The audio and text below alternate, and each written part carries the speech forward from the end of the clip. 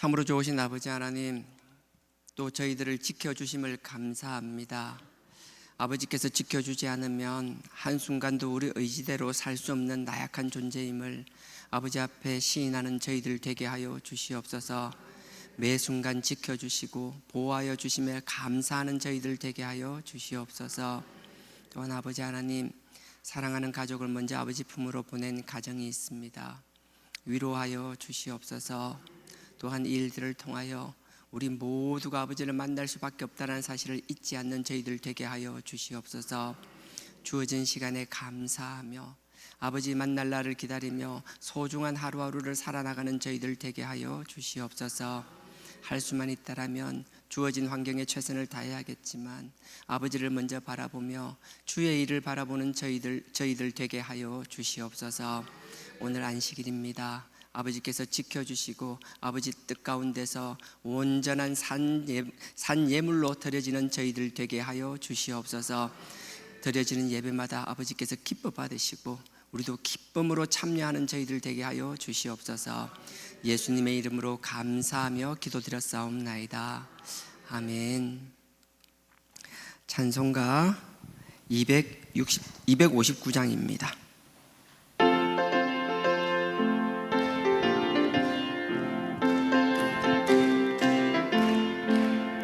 빛의 사자들이여 어서 가서 어둠을 물리치고 주의 진리 모르는 백성에게 복음의 빛 비춰라. 빛의 사자들이여 복음의 빛 비춰라. 죄로 든 밤 밝게 비춰라. 빛의 사자들이여 선한 역사 위하여 힘을 내라. 주 함께 하시겠네. 주의 넓은 사랑을 전파하며 복음의 빛 비춰라. 빛의 사자들이여 복음의 빛 비춰라. 죄로 든 밤 밝게 비춰라. 빛의 사자들이여 주님 부탁하신 말 순종하여 이 진리 전파하라. 산과 바다 건너가 힘을 다해 복음의 빛 비춰라. 빛의 사자들이여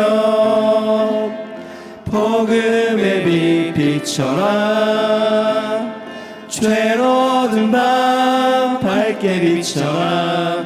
빛의 사자들이여 동서남북 어디나 땅끝까지 주님만 의지하고 어두워서 못 보는 백성에게 복음의 빛 비춰라. 빛의 사자들이여 복음의 빛 비춰라. 죄로 든 밤 밝게 비춰라. 빛의 사자들이여. 아멘. 오늘 말씀 마태복음입니다. 마태복음 9장.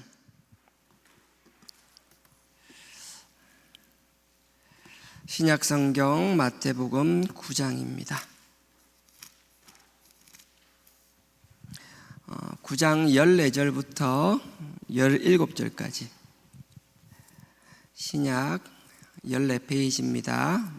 마태복음 9장 14절부터 17절까지입니다. 길지 않으니까 다 같이 합독하도록 하겠습니다. 시작. 그때에 요한의 제자들이 예수께 나아와 가로되 우리와 바리새인들은 금식하는데 어찌하여 당신의 제자들은 금식하지 아니하나이까? 예수께서 저희에게 이르시되 혼인집 손님들이 신랑과 함께 있을 동안에 슬퍼할 수 있느뇨? 그러나 신랑을 빼앗길 날이 이르리니 그때는 금식할 것이니라.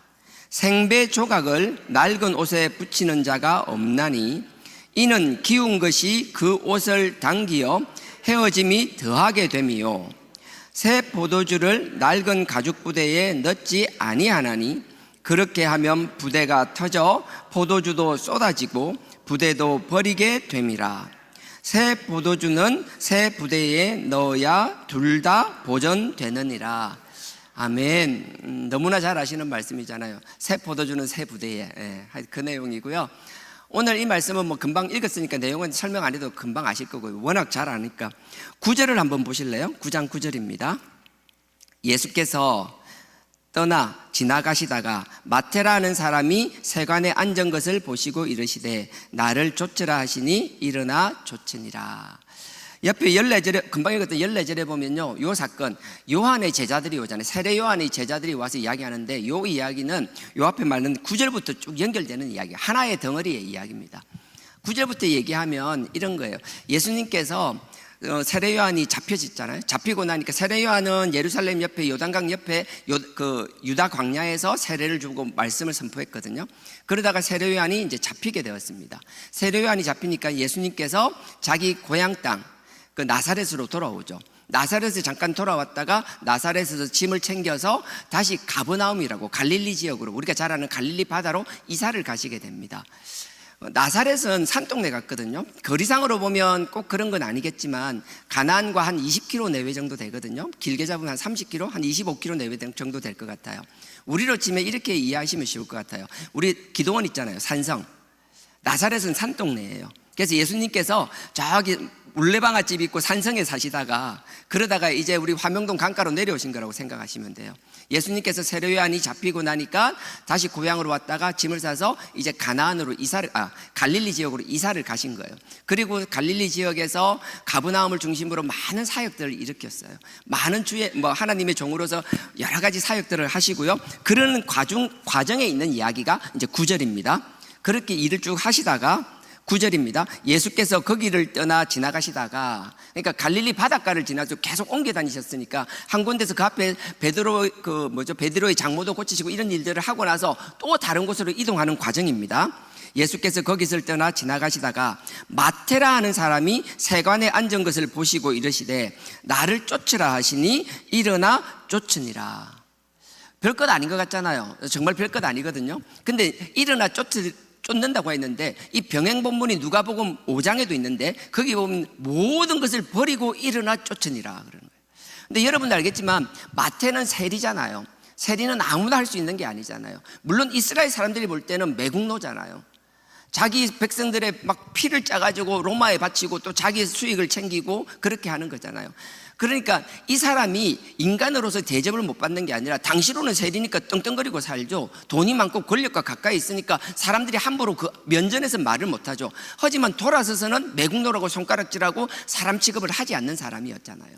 우리는 세리라는 그 하나의 모습만 가지고 그 마태를 그냥 그렇게 판단해 버리는 경우가 허다한 거예요. 근데 여러분 아세요? 지난번 금요철 할 때 이사야 11장 보면 하나님께서 메시아를 보내주시는데 그 메시아에 대해서 이야기할 때 11장 3절에 메시아는 경외함으로, 하나님을 경외함으로 즐거움을 삼는다 했잖아요. 그 즐거움이 험량하는 거라 그랬고 같은 단어라 그랬고, 그래서 그게 레위기 제사를 이야기하면서 험량한다는 건 하나님 앞에 죄를 태우는 거라고 이야기했습니다. 오늘 그 이야기 하려고 하는 건 아니고요. 경외함으로 즐거움을 삼는다 하고 나서 곧 이어져 3절에 나오는 이야기가 뭔가 하면 그 메시아는 사람을 외모를 보고 심판하지 않는다라는 거예요. 눈에 보이는 대로 심판하는 것이 아니라 눈에 보이는 대로 심판하지 않고 외모를 가지고 판단하지 않는다라는 거예요. 메시아는요, 눈에 보이는 것을 판단하지 않아요. 우리는 살아가다 보면 우리 모습들이 내가 원하는 대로 다 드러나는 경우가 거의 없어요. 우리는 정말 그런 뜻이 아니고 그렇지 않았는데 이상하게 결과가 돼서 그렇게 보이는 경우가 허다해요. 그래서 우리가 자신에 대해서는 합리화를 너무나 잘해요. 내가 결과가 이상하게 나왔어요. 내가 의도치 않은 결과가 나왔어요. 그럼 나는 알아요. 그러니까 사람들이 막 손가락질하고 이상한 눈빛을 보내도 저 사람이 몰라서 그래, 나를 못 알아줘서 그래 하면서 스스로를 합리화하고 스스로를 위로해요. 근데 참 신기한 게요, 자기한테는 그렇게 잘하는 사람이 남에 대해서는 왜 저렇게 되어 있는지를 알려고를 안 해요. 눈에 보이는 결과가 있고 들리는 말만 있으면 그건 그대로 믿어버리고 그대로 판단해버리는 거예요. 자기 혼자 판단하면 상관없는데 그거 가지고 어떻게 돼요? 정죄하고 심판하고. 우리가 그렇게 되는 경우가 허다한 거예요. 세리마태도 마찬가지였었어요. 근데 이 세리마태가 대단한 게 보세요. 이 세리마태는 주님께서 지나가다 부르시니까 즉각 반응해버렸어요. 다 버려두고 쫓아가는 거예요. 근데 이게 정말 쉬운 게 아니거든요. 요것만 하나 잠깐만 끼워 놓으시고요. 그 앞에 4장 한번 가보실래요? 4장, 마태복음 4장. 뒤에 보면요, 오늘 9절부터 오늘 본문까지 쭉 읽은 거 보면은 크게 두 가지예요. 첫 번째가 사람 외모로 판단하지 말라는 거예요. 보이는 대로 그냥 내 스스로 판단하지 말라는 거예요. 그리고 마음이 굳어 있지 말라는 거예요. 신앙생활 한다라는 건, 하나님 백성으로 살아간다라는 건 신축성이 있어야 된다라는 거거든요. 그걸 확장성이라고도 이야기하는 거예요. 크게 두 가지 주제가 있는데 4장입니다. 4장에 보면 예수님께서 그 제자들을 부를 때 베드레, 안드레, 야고보, 요한 4명이 정말 제자 수제자잖아요. 이 4명을 부르는 과정이 나옵니다. 4장 18절입니다. 마태복음 4장 18절에 보면 예수님께서 그 비슷한 시기였어요. 갈릴리, 자 18절 제가 읽겠습니다. 갈릴리 해변에 다니시다가 두 형제, 곧 예수님께서는 갈릴리 해변의 그 바닷가가 동그랗잖아요. 그 바닷가를 왔다 갔다 하면서 복음을 전하셨어요. 하나님의 사역을 하셨어요. 갈릴리 해변에 다니다가 두 형제, 곧 베드로라 하는 시몬과 그 형제 안드레가 바다에 그물을 던지는 것을 보시니, 바다를 가다 보니까 베드로하고 안드레가 그물을 던지는 걸 봤다라는 거예요. 이른 아침이었거든요. 보통은 어떤가 하면 당시 갈릴리 어부들은 밤이 되면 고기 잡으러 나갑니다. 그리고 나서 새벽이 되면 들어오는 거예요. 그게 이제 고기 잡이 방식이었어요. 예수님께서는 이른 아침부터 나가서 복음을 전하니까 사람들이 막 몰려다니기 시작했어요. 예수님께서 많은 사람들을 막 따라다니는 걸 하다가 어디서 말씀을 전하면 좋을까 이렇게 보다가 보니까 바다에 아침이 되었는데도 불구하고, 새벽인데도 불구하고 베드로하고 안드레가 아직도 막 그물을 던지고 있는 거예요. 날이 밝았는데도 그물을 던진다라는 건 뭐예요? 밤새 헛쳤다라는 거예요. 보니까 좀 안쓰럽기도 했겠죠. 그래서 예수님에서 그 18절 뒤에 보면 그물을 던지는 것을 보시고, 저는 어부라 그러잖아요. 근데 보십시오. 베드로, 안드레, 야고보, 요한을 불렀는데요. 베드로, 안드레는 그물을 던지고 있었어요. 그리고 야고보, 요한은 뭘 하고 있는지 보십시오. 야고보와 요한은 21절에요. 거기서 더 가시다가 다른 두 형제, 곧 세베대의 아들 야고보와 그 형제 요한이 그 붙인 세베대와 한 가지로 배에서 그물 깁는 것을 보시고 부르시니, 그물을 깁고 있다, 그물을 손질하고 있다라는 거예요. 이 무슨 말인가 하면요, 고기잡이가 끝나면 그 배를 바다에 띄워두는 게 아니에요. 여러분도 아시겠지만 고기잡이가 끝나고 나면 배는 뭐예요? 무 위 땅 위로 끌어올려 놔요. 물에 띄워놓지 않아요. 그러니까 이미 이 배는 무 위로 올라와가지고 그물을 손질하고 있는 거예요. 고기잡이가 이미 다 끝났다라는 거예요. 이것도 동일하게 누가복음 5장에 병행 본문이 있습니다. 근데 이걸 같이 섞어서 보면 그런 거예요. 예수님이 아까 말한 대로 사람들이 막 쫓아다닙니다. 말씀을 전해야겠는데 어디 갈까 보니까 그 바닷가 가까운 데서 베드로가 막 그물을 던지고 있는 거예요. 그래서 누가복음 찾진 않겠습니다. 그 누가복음에 뭐라고 돼 있는가 하면 예수님께서 베드로를 부르는 거예요.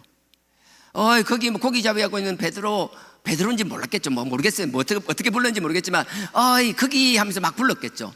그래, 가까이 오라고 그 배에 올라탑니다. 그리고 그 배에 타서 사람들을 쭉 언덕에 앉혀놓고 하나님의 말씀을 전하는 거예요. 말씀을 전하니까 사람들이 은혜를 많이 받았겠죠. 그리고 나서 예수님께서 뭐라고 하는가 하면 베드로에게, 너 밤새도록 고기 허탕 잡았지, 아무것도 못 잡았지, 그러니까 저기 깊은 데로 가서 그물을 한번 던져볼래? 베드로에게는 상식적으로 말이 안 되는 것이에요. 지금은 예수님께서 어떤 방식으로 고기를 잡았다라는 게 아니라, 그 베드로는 그 예수님의 말씀을 듣고 마음이 동해서 말도 안 되는 방식이었지만 그렇게 하라니까 그게 순종을 하게 된 것이고요. 그래서 다시 들어가서 이미 새벽녘에 그랬는데 말씀을 한참 전하고 났으니까 도저히 고기 잡을 시간이 아니었어요. 그럼에도 깊은 데 가라니까 깊은 데 갔어요. 그물을 내리니까 그물을 내렸어요. 그랬더니 막 그물이 찢어질 만큼 고기들이 잡힌 거예요. 하나님께서 순종을 명령하실 때는 우리의 상식을 깰 때가 많은데 항상 그런 것 같아요. 하나님은 우리가 마음이 정말 탁탁하게 있고 받아들일 상황이 안 됐을 때 그런 명령을 하시는 게 아니라, 하나님이 우리의 상식을 뛰어넘는 요구를 하실 때는 어떤 형태로든 우리의 마음을 갈아 엎은 다음에 말씀하신다라는 거예요. 그래서 하나님께서는 우리의 마음을 자꾸 갈아 놓을 때는, 말씀으로든 어떤 형태로든 마음을 갈아 놓을 때는 하나님에게 뭔가를 주시기 위한, 씨를 뿌리기 위한 전 단계라는 걸 여러분들이 알았으면 좋겠어요. 그러니 내가 자꾸 연단받는 거, 힘든 것 가운데, 내가 뭔가 원치 않는 가운데, 정말 억지스러운 일들이 있을 때 그 가운데 하나님이 나에게 무엇을 주려고 하는 건지를 기대할 수 있는 저와 여러분 되길 주님의 이름으로 축원드립니다. 하여튼 베드로는 그랬어요. 고기 잡는 너무 막 그물이 찢어질 만큼 걷었어요. 그러니까 어떻게 돼요? 야고보와 요한을 부릅니다. 야고보 요한이 다시 배를 물에 띄워가지고 갑니다. 그래서 두 사람이 가서 그물에 가득하게, 막 배에 가득하게 그물을 잡아 나온 거잖아요. 그게 누가복음 6장이에요. 한번 찾아봐야겠네요. 누가복음 6장 한번 가보겠습니다. 누가복음 5장. 누가복음 5장 6절쯤입니다. 6절, 7절. 네. 누가복음 5장.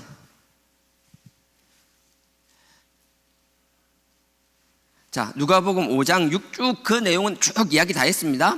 자, 이제 10절입니다. 10절, 11절 제가 읽을 겁니다. 누가복음 5장. 세베대의 아들로서 시몬의 동업자인 야고보와 요한도 놀랐습니다.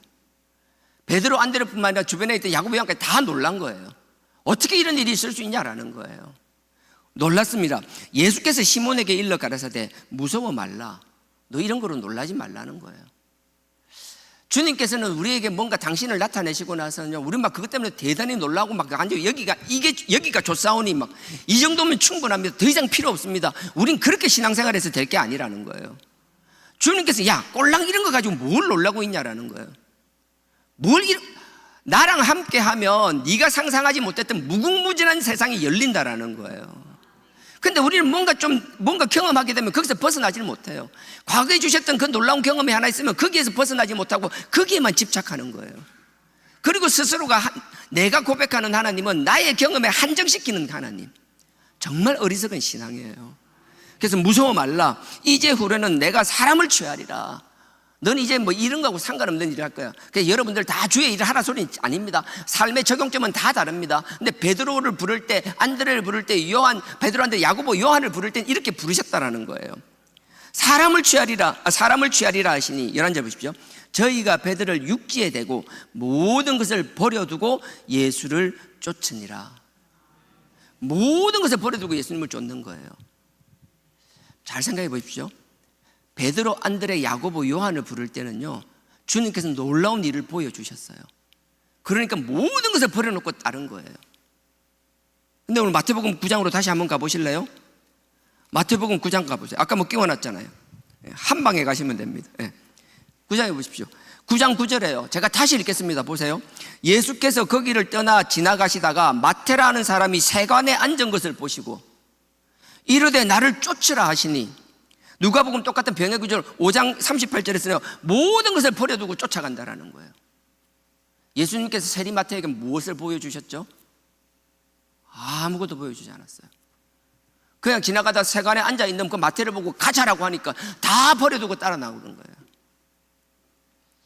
내가 뭔가 예수님께서 보여주니까 거기에 놀라워서 가자 하니까 네 하고 따라가는 것과 아무것도 없는데 갑자기 가자 하는데 네 하고 다 버리고 가는 것은 완전히 천지 차이인 거예요. 우리는 베드로, 안드레, 야고보에 대해서 막 크게 생각하고 마태는 세리니까 아니요, 세리 같은 믿음이 보통 믿음이 아닌 거예요. 우리는요, 누가 세리인지 알 수가 없어요. 누가 마태와 같은 믿음인지 알 수가 없어요. 우리는 하나님께서 부르실 때는 모든 것을 결단하고 버려두고 따르는 사람이 있는데 그 결단을 하기 전까지 우리는 그 사람을 너무나 쉽게 판단해 버려요. 눈에 보이는 것, 그 환경만 가지고 이 사람은 이럴 거야, 저 사람은 저럴 거야. 결코 그런 일이 있어서는 안 된다는 거예요. 내가 하나님 앞에 앞서 있는 것 같고 믿음이 큰 것 같고 신앙이 좋은 것 같고 하나님 위해서 다 할 것 같지만 정작 우리 앞에서 있는 사역자들이 그런 거예요. 주에 있는 주의 종들이 그런 거예요. 하나님 위해서 모든 것을 드리고 헌신하는 것 같지만 정작 우리의 마음은 복잡하기 짝이 없고 정작 힘들 때 십자가에 져야 될 때는 마치 제자들이 떠나듯이 돌아서고 등을 돌리는 길이 허다하게 있을 수 있지만 저 신앙을 보면 도저히 아닌 것 같고 세상과 타협하는 신앙 같고 사람의 조롱거리가 되는 신앙 같지만 하나님을 향하여 십자가를 져야 될 때 결단할 때는 생각지도 않은 사람이 그 십자가를 감당하는 사람이 나올 수 있다라는 거예요. 그러니 우리가 사람을 함부로 쉽게 판단해서도 안 될 것이며 또 한 가지 원하는 건 이 마태 같은 경우에는 그 갈릴리 바닷가에 세간에 있으면서 끊임없이 주님에 대해 얘기를 들었을 거잖아요. 나는 여러분들, 특히 우리 자녀, 우리 다음 세대들에게 어떤 형태로든, 저는 우리 자녀를 신자라고 얘기 안 합니다. 반신자. 어째 뭐 그래요. 하나밖에 없는데 누군지 알 거예요. 하나밖에 없는 게 반신자가 아니에요. 그렇다고 불신자냐? 불신자도 아닌 것 같아요. 그 반신자예요. 근데 그렇게 하잖아요. 근데 뭐 저희 집만 그렇나요? 그런 집 많잖아요. 떠나지만 않으면, 그 울타리만 벗어나지 않으면, 기다려 줄 아시면, 안 듣는 것 같고 안 보는 것 같지만 들리는 게 있고 보이는 게 있다라면 언젠간 하나님이 쓰시면 그때 결단하며 주여 내가 여기 싸우니라고 나올 때가 반드시 있을 거라고 확신합니다. 그러니 눈에 보이고 막 열심히 하는 것 같고 너무 이쁘잖아요. 우리 뭐 문사부나 봉사하는 사람들 얼마나 이뻐요. 이쁘죠. 우리 반신자 자녀들이 하나님 앞에 더 이뻐질 날이 반드시 올 줄 믿습니다. 여러분들에게 마태가 이래서 함부로 사람 판단하지 않았으면 좋겠어요. 그래서 9절이 그겁니다. 마태를 불렀어요. 마태가 얼마나 기뻤는지 몰라요. 마음에서는 계속 하나님에 대한 사랑, 주님에 대한 인정이 있었는데 아무도 인정하지 않고 내가 세리라는 이유 때문에 자기를 드러내지도 못했을 때 주님께서 먼저 알아보시고 그 세리 마태를 보시고 마태 너 가자 라고 이야기했을 때 아멘하고 다 버리고 쫓아가는 거예요. 그리고 첫 번째 한 게 뭔가 하면 주님의 부르심에 대해서 혼자만이 좋은 것이 아니라 주변 사람들을 초대하기 시작하는 거예요. 그게 그 다음 절이에요. 10절에 예수께서 마태의 집에 앉아 음식을 잡수실 때 당연히 초대받았으니까 세리 마태의 집으로 갔겠죠. 근데 갔는데 혼자 마태 가족만 있는 게 아니에요. 잡수실 때 많은 세리와, 나는 그런 거예요. 우리가 볼 때는 세리, 삭개오도 마찬가지잖아요. 누군가 세리다, 뭐 마태가 안 좋다고 얘기하지만 이 사람이 정말 세리임에도 불구하고 그 사람의 정말 쏙까지 나쁜 사람이었다라면, 정말 그 사람의 인품이나 성품이 정말 안 좋은 사람이었다라면 내가 주님의 부르심을 받고 너무 기뻐서 주변에 다른 세리들을 초대했을 때 그들이 예수님 앞으로 올 수 있겠냐라는 거예요.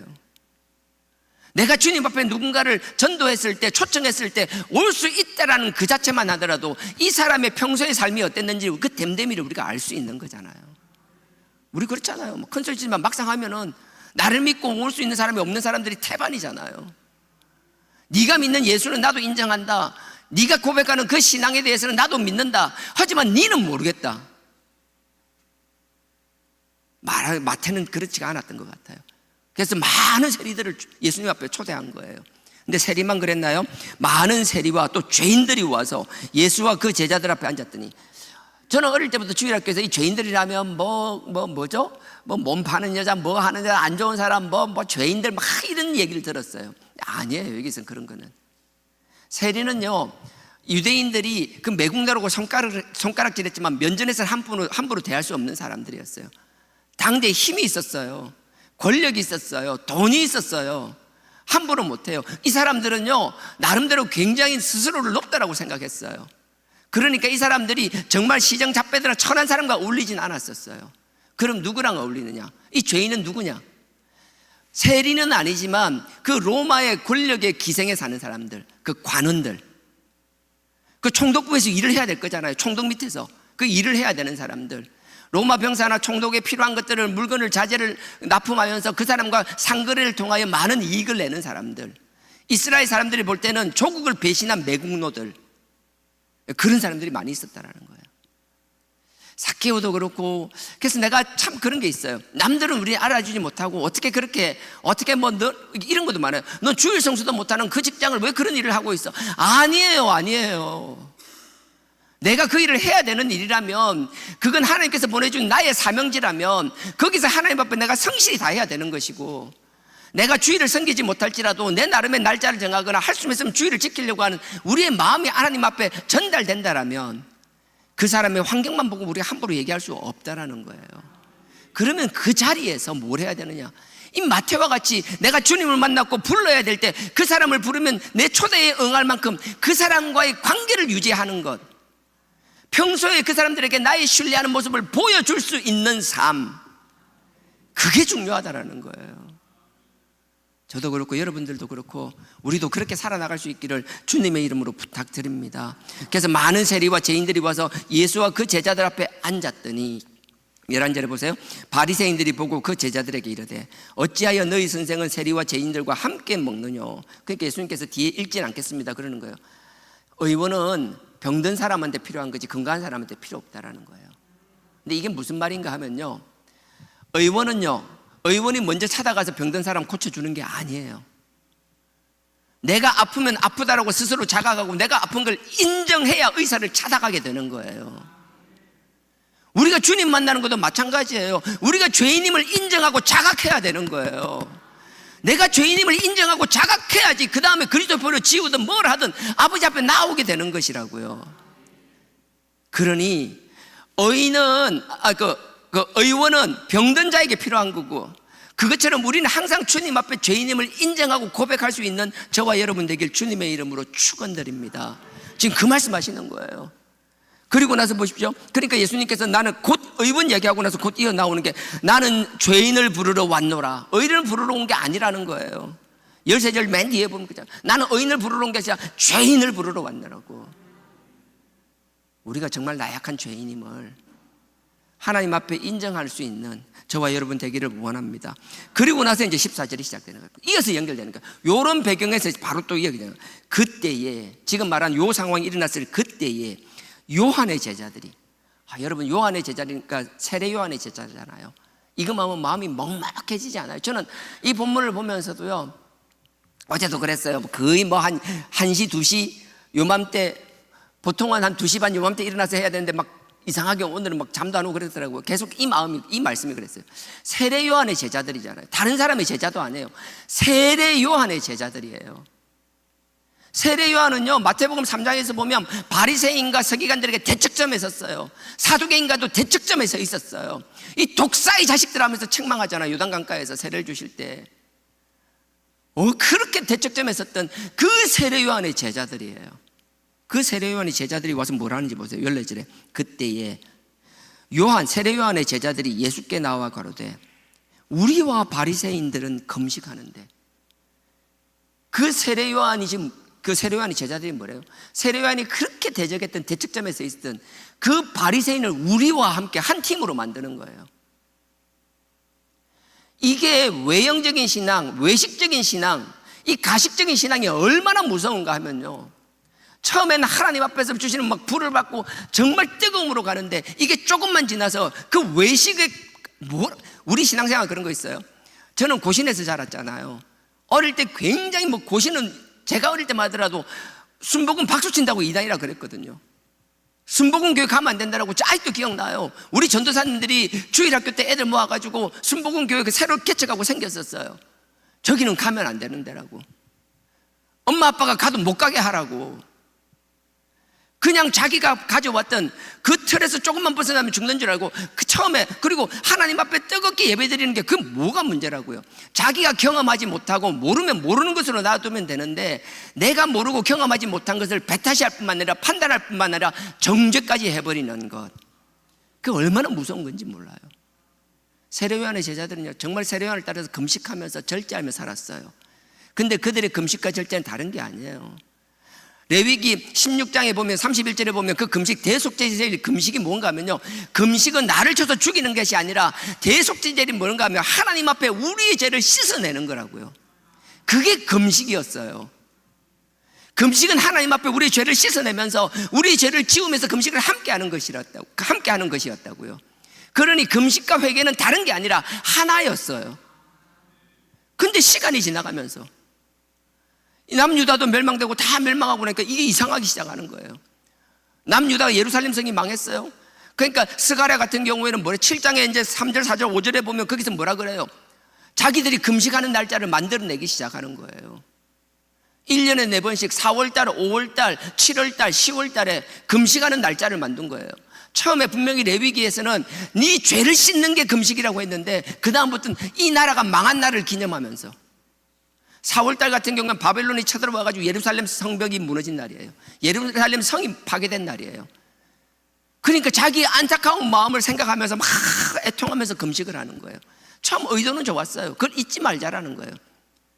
근데 이제 4월달에 그랬죠. 5월달에는 이제 예루살렘 성전이 파괴된 거예요. 한 달 전에 예루살렘 성벽이 무너지고 나서 한 달 뒤에는 그 모든 것이 약탈이 끝나고 나서, 성전의 약탈이 끝나고 나서 바벨론 사람들이 그 성전을 회파시켜 버렸어요. 다 태워버렸어요. 그게 이제 5월달이에요. 그날을 생각하면서 또 막 금식하는 거예요. 7월달은요, 또 예루살렘 사람들이 총독을 세웠는데 반란을 일으켰어요. 총독을 주고 반란을 일으키니까 그 반란을 일으키지 않았으면 됐는데 미련하게 반란을 일으켰다라면서 그걸 애통해하면서 7월달에도 금식하는 거예요. 10월달에는요, 바벨론 느부갓네살이 다시 내려오는 거예요. 너네들이 다시 반란을 일으켜 완전히 쑥대밭을 만들어버렸어요. 또 그날을 기억하면서 막 금식하는 거예요. 하나님 앞에 죄를 회개하는 금식이 아니라 자기의 아픔을 기억하면서 막 금식했어요. 그것도 좋아요. 시간이 지나면서요. 누가복음 18장 우리 알잖아요. 바리새인의 기도 알잖아요.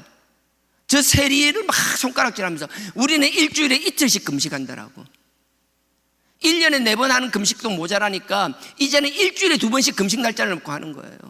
목요일은 하나님께서 모세가 십계명을 받기 위해서 시내산에 올라간 날이에요. 그러니까 금식한다라는 거예요. 월요일은 모세가 십계명을 받고 내려온 날이라는 거예요. 또 금식한다라는 거예요. 그러니까 1년에 4번의 금식이 이제 매주 2번씩 늘어나고 끊임없이 늘어나는 거예요. 나중에는 왜 금식하는지도 모르는 거예요. 그리고 나의 형식적인 신앙, 내가 옳다라고 생각하는 신앙. 마치 내가 어릴 때 고신에 다녔으면 고신에서 신앙생활하는 사람은 막 조금만 막 시끄럽고 한 예배 보면 은혜가 안 된다면서, 이게 무슨 귀신 집단이냐라고 하면서 자기의 경험과 자기가 아는 것으로 모든 것을 재단하는 것. 바뀐 것도 있죠. 뜨거운 교회 신앙생활 하는 분들 조용한 교회 가면은 아이고 여기가 장례식장이냐고 서로가 서로를 하죠. 아니요, 하나님께서는 우리의 생각에 묻혀 있는 것이 아니라 하나님의 때로는 침묵으로, 때로는 하나님을 뜨거운 찬양하는 그 가운데서도 모든 것이 하나님의 영역이라는 걸 우리가 인정할 수 있어야 되는 것인데, 이것만 옳다라는 생각이 얼마나 미련한지 몰라요. 애통하고 울 때가 있어야 되죠. 하나님한테 울음소리도 내지 못하면 그냥 침묵으로 애통할 때도 있어야 되겠죠.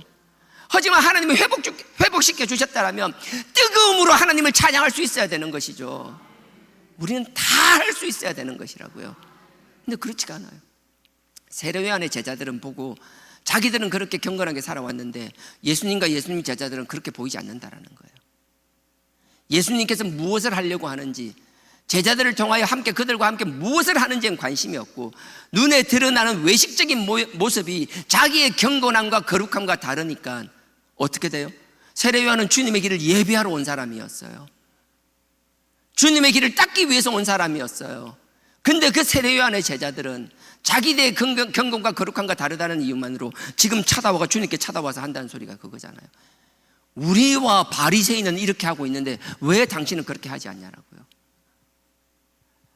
정말 저는 막 억장이 무너지는 것 같았어요. 외식적인 신앙에 갇히게 되면요, 본질을 상실한 신앙에 갇히게 되면요, 내가 누구와 함께 있어야 되는지조차 잊어버리는 거예요. 그러다 보면요, 우리가 항상 하나님 앞에 신앙의 본질이 명확해야 돼요. 그래서 저는 여러 가지 현상들이 있는데 지금 저는 정말 두려워하는 것, 여러 가지 뭐 다 있지만 이야기 꼭 해야겠어요. 정말 이단교리, 신천지라든지, 한번 구원받으면 더 이상 회개가 필요 없다는 극단적인 구원파라든지, 이런 교리들이 언제부터 교회로 막 설금설금 들어오기 시작하잖아요. 얼마나 심각한지 모르겠습니다. 저는 우리가 무엇을 하든 간에 하나님을 향한 우리의 신앙의 기준이 흔들린다라면, 그 잣대가 흔들린다라면 우리가 누구와 함께 해야 되는 거, 누구와 선을 그어야 되는지는 명확할 수 있는 저와 여러분 되길 주님의 이름으로 부탁드립니다. 세례요한의 제자들이 와서 지금 그러고 있는 거예요. 예수님과 주님한테 와서 이러고 있는 거예요. 14절 제가 다시 읽겠습니다. 그때 요한의 제자들이 예수께 나와 가로되 우리와 바리새인들은 금식하는데 어찌하여 당신의 제자들은 금식하지 아니하나이까. 예수께서 저희에게 이르시되 혼인집 손님들이 신랑과 함께 있을 동안에는 슬퍼할 수 있느뇨. 그러나 신랑을 빼앗길 날이 이르리니 그때에는 금식할 것이니라. 지금 나의 제자들은 나와 함께 있다는 거예요. 지금 얘들은 금식하고 있을 때가 아니라 나와 함께 있던 기쁨으로 나의 복음을 전할 때라는 거예요. 근데 분명하십시오.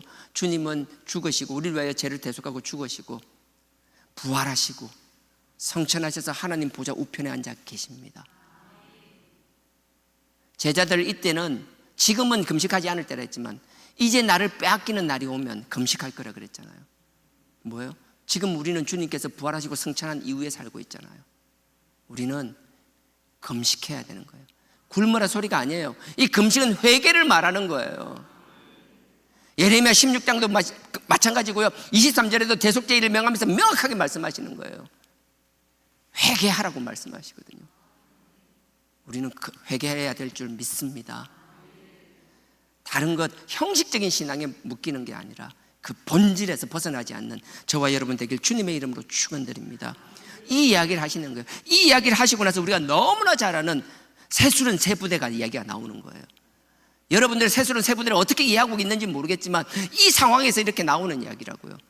새술은 새 부대하고 그 앞에 하나 있어요. 생배 조각 이야기가 나옵니다. 제가 처음에 이야기했죠. 두 가지 이야기할 때 이사야 11장 3절을 이야기하면서 주제가 두 가지가 있는데 하나는 뭐라고요? 사람 눈에 보이는 대로 내 생각대로 판단하지 말라는 거예요. 두 번째가 뭔가 하면 하나님 앞에 주님 앞에 들어가 있는 사람들은 신축성을 가질 수 있다는 거예요. 많은 사람들은 이 새 부대를 새 가죽 부대를 이야기하면서 늘어나는 것만 이야기하는데 아니에요. 이 하나님을 위한 우리의 변형을 해야 되는 것, 그러니까 우리의 뭘 해야 돼요? 나 갑자기 단어가 생각이 안 나요. 유연성, 그래요. 하나님의 자녀가 되고 성령이 온 사람들은 유연해집니다. 유연해진다는 게 늘어난다는 뜻이 아니에요. 그 앞에 보세요. 16절 보십시오. 생배 조각을 낡은 옷에 붙이는 자가 없나니 이는 기운 것이 그 옷을 당기어 헤어짐이 더하게 됨이라. 우리 너무나 잘 아는 내용이잖아요. 지금은요 우리가 이게 잘 이해가 안 되는 경우가 많아요. 저도 옛날에 이걸 이해할 때 정말 힘들었어요. 아니 왜 옷이 입다 보면 늘어나는 옷이 얼마나 많은데, 옷이 쭉쭉 목도 늘어나고 옷이 쭉쭉 늘어나는데 뭘 자꾸 이렇게 해야지, 이해가 안 됐어요. 저의 무지였어요. 그래요. 요즘은요 나일론으로 석유 화학 제품으로 옷을 많이 만들잖아요. 흔히 말하는 나일론 같은 거 있고 뭐 폴리에스터인가 뭐 하여튼 용어도 모르겠어요. 여러분들 입고 있는 옷 중에서요 화학섬유 석유로 만드는 옷이 많아요. 유니클로 이런 데 가면 거의 뭐 대부분 그래요. 몇 개 빼놓고는. 화학 제품으로 만든 것은요 그게 조금만 열을 가하면 옷이 쭉쭉쭉 늘어나요. 하지만 그건 요즘 이야기고, 이 당시로는요 배밖에 없어요. 삼배, 모시 이런 것밖에 없었어요. 면도 있고 실크도 있었지만 그건 정말 왕족이나 귀족도 입기 힘든 것이었고, 대부분의 사람들은 면이나 실크는 구경도 못했고요. 거의 다 삼배 아니면 못이었어요. 삼배는 좀 거친 것, 못이는 좀 더 가느니까 좀 더 고급천. 여러분 아시잖아요. 면도 마찬가지지만 삼배나 못이는요 물이 들어가게 되면 줄어들어요. 빨다 보면 줄어들어요. 때를 지우기 위해서 뜨거운 물이 들어가면 더 줄어들어요. 옷이 자꾸 줄어들잖아요. 다 알잖아요. 모르는 표정 하지 말고요. 옛날엔 다 줄어들었어요. 보십시오. 새 옷을, 이렇게 새 옷이라고 정확하게 말하는 표현이 뭐죠? 생배 조각. 새거, 삼배는 삼배인데 생배 조각. 생배 조각은 낡은 옷과 붙이지 않는다 그러잖아요. 낡은 옷이라는 건 이미 완전히 쪼그라들어 있다는 소리예요. 근데 생배 조각은요, 생배 조각은 아직 줄어들지 않았어요. 물이 묻으면 막 줄어들고 수축이 일어나는 거예요. 근데 낡은 옷은 이미 줄어들었지만 많이 헤어져서 약해져 있어요. 근데 거기다가 생배를 붙이면 어떻게 되겠어요? 처음엔 괜찮은 것 같지만 물이 묻고 빨고 하다 보면 생배는 다시 줄어들기 시작할 거고, 나머지는 이미 다 줄어들어서 더 이상 줄어들 여유가 없어요. 그러니까 생배가 막 줄어들면서 옆에 낡은 옷을 잡아당기잖아요. 줄어드니까.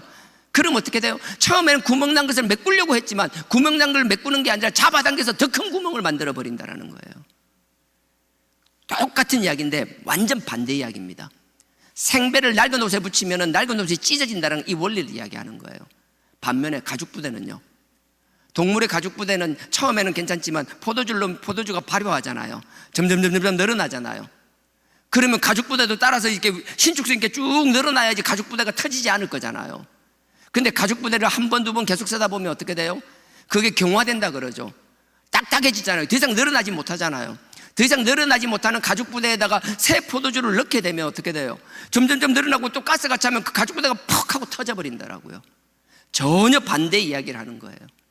무슨 말인가 하면, 네가 정말 외식적인 신앙생활, 금식이나 회개를 그렇게 외식적으로 적용하는 것이 아니라 정말 나의 마음을 안다라면 네가 줄어들어야 될 땐 줄어들고 늘어나야 될 땐 늘어날 수 있게 된다라는 거예요. 그게 뭔가 유연성을 말하는 거예요. 줄어든다는 건 네가 본질을 찾아야 될 때는, 신앙의 본질이 있을 때는 본질을 위하여 줄어들 수도 있어야 되겠지만 복음의 확장을 위해서라면 늘어날 수도 있어야 된다는 거예요. 그러니까 늘어나는 것만 옳다, 줄어드는 건 옳지 않다. 아니요, 지금 줄어드는 것도 중요하고 늘어나는 것도 중요하다고 말씀하시는 거라고요. 그래서 이게 확장성이라는 건 늘어나는 것만 아니라 우리의 신앙의 유연성이라는 거예요. 나는 여러분들이 이 신앙의 유연성뿐만 아니라 우리의 삶의 유연성을 가지기를 주님의 이름으로 축원드립니다. 부부관계도 마찬가지고요, 자녀와의 관계도 마찬가지고요, 문을 열고 나가서 사회에서 우리 삶의 자리에서 사람과의 관계도 마찬가지고요. 여러분들이 하나님의 자녀고 하나님의 백성이라면 당당함을 가지십시오. 위축되는 것이 아니라 유연한 것, 내가 약간 유연성 있게 적응한다고 해서 저는 게 결코 아니에요. 자녀를 위해서 내가 잠깐 물러나주는 거, 잠깐 용납해주는 거, 그게 실패하는 게 아니에요. 그 가운데서도 기도하면서 그 큰 틀에서 그 경계선을 쥐어주고 그 경계선을 넘지 않게끔 하나님 앞에서 기도하면서, 우리가 어릴 때는 그만 알잖아요. 정말 어릴 때는 요만한 바구니 넣고 키우잖아요. 애기 침대 고만한 데서 키우잖아요. 언제까지요? 조금만 크고 나면 그게 점점 지경이 넓혀져야 되는 거 아니에요? 더 큰 곳으로 더 큰 곳으로 자꾸 넓혀줘야 되는 것 아니에요? 마찬가지예요. 나는 이게 오라 여기 오라 막 경직되어 있는 사고, 물론 그게 틀렸다라는 게 아니라 경직되어만 있으면 안 된다라는 거예요. 그럼 무한정 막 풀어주기 마냥, 아니에요. 그것도 아니에요. 쪼을 때는 쪼우지만 풀 때는 풀 수 있는 것, 그런 삶의 지혜가 넘쳐나기를 주님의 이름으로 축원드립니다. 지금 주님께서 이 세리 마태를 통해서 하고 싶은 말씀은 그거예요. 네가 나의 백성으로 살아나간다라면, 이건 지금 세례 요한의 제자들에게 하는 거예요. 너네처럼 그렇게 깝깝하게 그 외식적인 삶에서 보이는데 그게 묻게 살지 말라는 거예요. 스스로의 정답을 정해놓고 그렇게 살지 말라는 거예요. 하나님의 큰 뜻을 안다라면, 하나님의 놀라운 구속의 계획을 안다라면, 지금 그 뜻을 이루는 내가 어떤 일을 하고자 하는지를 안다라면, 지금 네가 바리새인과 한편에 설 때가 아니라는 거예요. 우리의 설 자리를 명확하게 알 수 있으라는 거예요. 그래서 에스겔서 36장 한번 보죠. 이거 한번 구약입니다. 에스겔, 다니엘, 호세아입니다. 이사야, 예레미야 뒤쪽이고요. 에스겔서 36장 37장은 그 유명한 마른 뼈 사건이에요. 37장은 마른 뼈다귀가 막 뚝뚝뚝 해갖고 막 뼈다귀에 막 그냥 힘줄이 생기고 막 근육이 생기고 피부가 생기고 막 일어나는 거, 막 서로 연락하는 거, 그게 37장이고요. 바로 36장 36장 26절입니다. 구약 1208페이지입니다. 구약 1208페이지 1208페이지입니다. 36장 26절. 또 새 영을 너희 속에 두고 새 마음을 너희에게 주되. 구약에서도 마찬가지예요. 하나님께서 새 영을 주신다라는 거예요. 그 새 영을 너희 속에 두고 새 마음을, 하나님께서 영을 보내주시면 마음이 자꾸 새로워진다라는 거예요. 성령님과 함께 한다라는 건 나의 고정관념과 내가 하는 것이 아니라 성령님께서 우리 자꾸 마음을 부드럽게 만들어 주신다라는 거거든요. 그래서 새 영을 너희 속에 두고 새 마음을 너희에게 주되. 그렇게 되면 어떻게 된다고요? 너희 육신에서 굳은 마음을 제하고 부드러운 마음을 줄 것이며. 부드러운 게 지는 것이 아닙니다. 이게 나약한 게 아닙니다. 하나님의 자녀로서 성령님과 함께 함으로 해서 부드러움으로 이기는, 우리의 유연함으로 승리하는 저와 여러분 되길 주님의 이름으로 축원드립니다. 또 오늘 하루도 한 주도 이렇게 승리하기를 주님의 이름으로 축원드립니다. 다 같이 기도드리겠습니다.